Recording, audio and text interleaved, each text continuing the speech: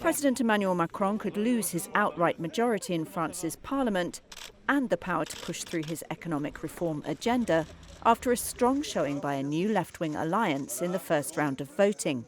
Abstentions were at a record high.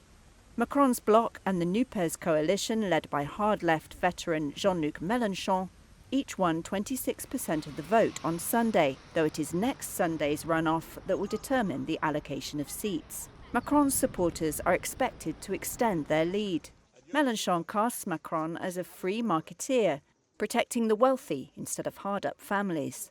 As rampant inflation pushes up the cost of living and erodes wages. Macron was re-elected in April, but to pursue his contested reform agenda, especially raising the retirement age, he needs allies in parliament. An absolute majority would give him free rein to push it through. But if his Ensemble alliance loses its outright majority, the president will be forced into making messy pacts with centre-right or centre-left factions on a bill-by-bill basis. That could hobble him in his second term, according to Adelaide Zulfikar-Pasic, director of BVA polling group.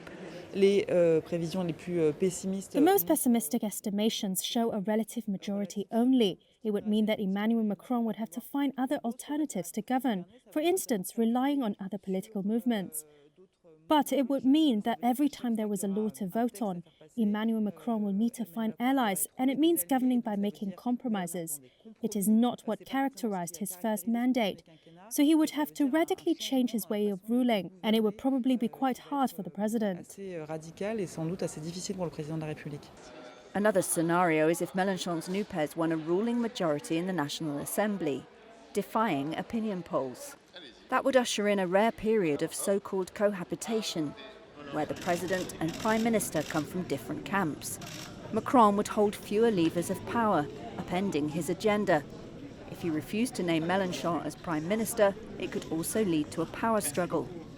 Sunday's first-round result took France's pulse, but its two-round voting system is designed to bring stability, and ultimately that's likely to favour Macron.